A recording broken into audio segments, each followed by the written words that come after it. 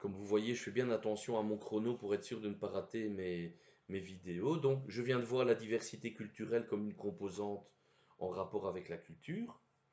Après, ce qu'il nous dit, c'est, donc l'objectif, on n'est pas directement dans une nouvelle composante, mais l'objectif n'est pas de tuer le temps ou de faire sortir le groupe des murs de l'institution. C'est leur permettre un accès à la culture artistique afin de nourrir leur pratique des arts plastiques. Donc voilà, quand on est étudiant dans une école de cuisine, bah, aller découvrir les différentes pratiques, bah, c'est enrichissant. C'est ça la volonté de l'esprit des stages dans votre formation. Quand on vous dit les stages doivent être diversifiés, on sait que vous permettre de rencontrer des secteurs absolument différents, des équipes éducatives et des populations de résidents absolument différentes, et des résidents absolument différents, ne fera que vous enrichir. Et donc on milite et on lutte autant que possible pour ne pas vous laisser vous coincer dans le secteur qui vous convient, dans le secteur dans lequel vous voulez absolument travailler. Et moi, j'ai toujours plaisir à voir que des étudiants vont par exemple dire en première année qu'ils se sentent absolument incapables d'aller travailler, par exemple, je prends l'exemple le plus classique, le secteur du handicap. Et puis au fur et à mesure, leur intérêt a été titillé par les expériences vécues par les collègues de classe. Et puis en troisième année, ces personnes viennent me voir en disant, ben voilà, je suis très heureux d'avoir pu faire finalement un stage dans le handicap. J'avais des appréhensions en première année. Et puis finalement, je me suis lancé, j'ai découvert ma voie à partir de maintenant. Dans les ateliers en activité ACSC, le plaisir de voir des personnes qui, à la fin d'une demi-journée de cours, ont découvert quelque chose dont ils n'avaient, pour ainsi dire, même pas conscience de l'existence. Je reprends un exemple classique, mais c'est le plaisir de voir de grands messieurs d'une vingtaine d'années ou de 25 ans qui se sont prêtés au jeu, allez, de commencer à tricoter ou de commencer à faire du crochet parce qu'une collègue de classe a amené cet atelier-là et qui se sont un petit peu laissés aller à accepter la pression gentille à participer à l'atelier et puis qui découvrent en fin de compte qu'ils sont entrés dans un territoire inconnu et que ce territoire inconnu est finalement extrêmement intéressant et qu'on a envie de poursuivre ça qu'on a envie de témoigner du plaisir qu'on a eu à découvrir tout ça. Le projet artistique prend alors toute sa dimension parce qu'il ouvre des perspectives de création. Voilà, on ouvre des portes. L'atelier artistique, le sport ont cette qualité de pouvoir éventuellement ouvrir des portes. J'en ai déjà parlé précédemment. Quand on pratique la cuisine, on peut se lancer dans mille voies. On peut s'intéresser au gibier ou au volaille, on peut s'intéresser au dessert, on peut faire de la cuisine moléculaire, on peut s'intéresser à la cuisine du Moyen Âge. Voilà, on ouvre ce sont des territoires qui ne se referment jamais.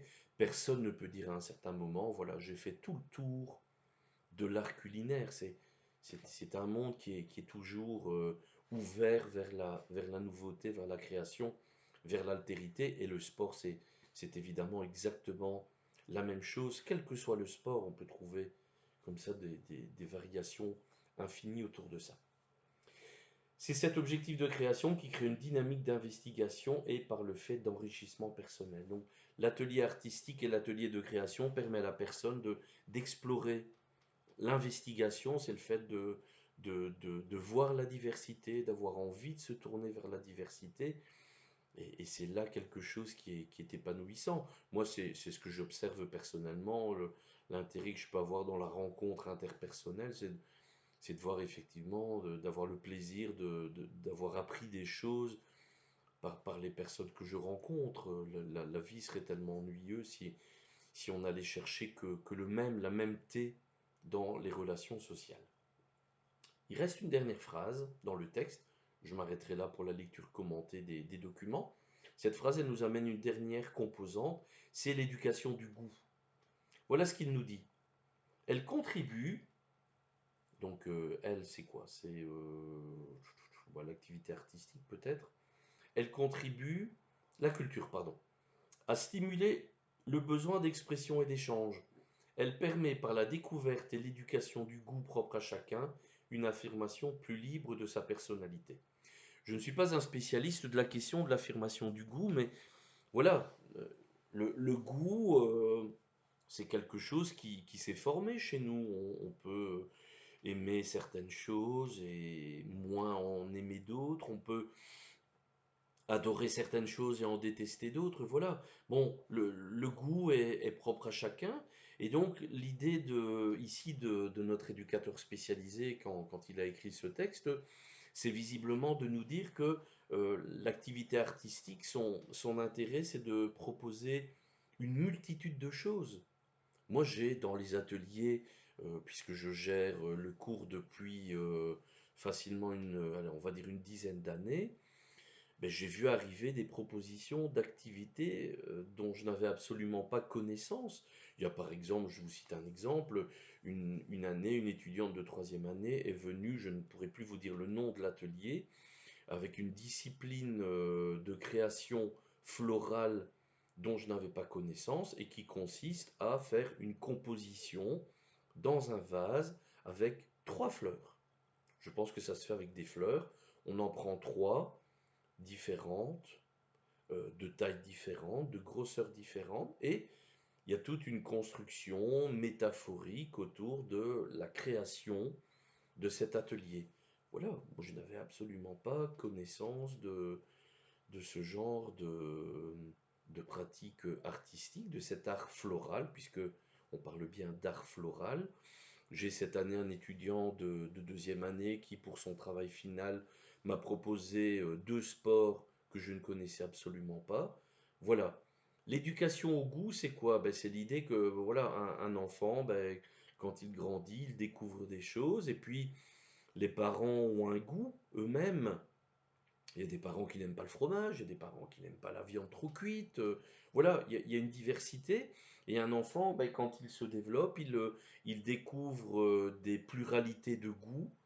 Et en étant aux prises avec cette pluralité de goûts et au travers de ses découvertes, avec ses parents, à l'école, auprès de ses copains dans le quartier, eh bien cet enfant petit à petit va développer un goût.